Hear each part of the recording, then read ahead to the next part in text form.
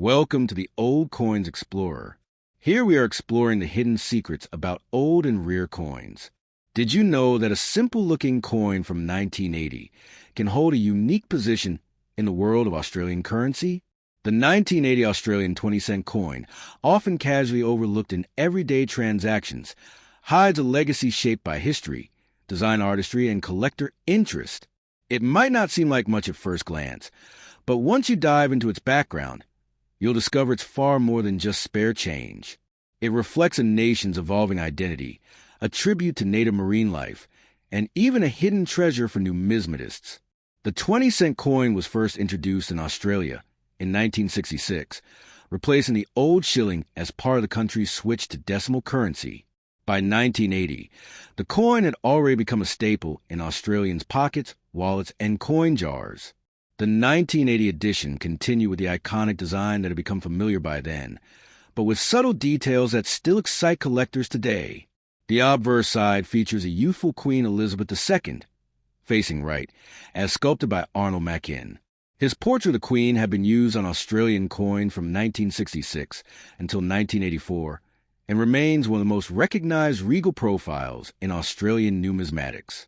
The effigy is regal and refined, reflecting the respect and loyalty of the Commonwealth. Now, flip the coin, and here's where it really gets interesting. The reverse features a beautifully rendered platypus, Australia's iconic and fascinating native animal, swimming through water. Sculpted by Stuart Devlin, this image isn't just decorative. It carries a deep sense of national pride. Devlin, who was the official goldsmith and jeweler to the Queen, crafted a design that's dynamic, full of motion and artistically elegant. The platypus appears as though gliding gracefully through rippling water, a tribute to one of the world's most curious creatures. The design captures both realism and movement, symbolizing how Australia's nature flows into the country's culture and heritage. While most coins from 1980 are still in circulation and considered common, their value depends heavily on their condition and specific variety. Over 63 million 20-cent coins were minted in 1980, meaning they're far from rare. However, finding one in uncirculated or proof condition is a different story. Coins that have never been used and show no or can command higher prices in the numismatic market. In pristine condition, a 1980 20-cent coin can fetch several dollars, quite a jump from its face value. And for error coins, the sky's the limit. Yes, you read that right. Error coins. These are coins of mistakes made during the minting process, and they're like hidden gems for collectors. Some 1980 20-cent coins show off-center strikes, double strikes, or even die cracks. These minting errors, while unintentional, add to the coin's uniqueness and can multiply its value many times over. For example, a double-struck 1980 20-cent coin might be valued at $100 or more, depending on its visibility and appeal. But it's not just about rarity or errors. There's something nostalgic and sentimental about holding a 1980 coin. That was a year of notable events in Australian history and around the world. In 1980, the global economy was shifting, technology was advancing, and a cultural revolution was brewing. Coins minted in this year witnessed all of it, passed from hand to hand in shops, vending machines, and petrol stations, quietly becoming part of the background of everyday life. Yet today, those same coins have become objects of curiosity and conversation. Beyond monetary value, these coins offer educational worth. They give young collectors an opportunity to understand historical mintage processes, to recognize artistic design, and to build a connection with national symbols. The 1980 20-cent coin becomes a starting point for anyone interested in the rich world of coin collecting, what numismatists call the hobby of kings.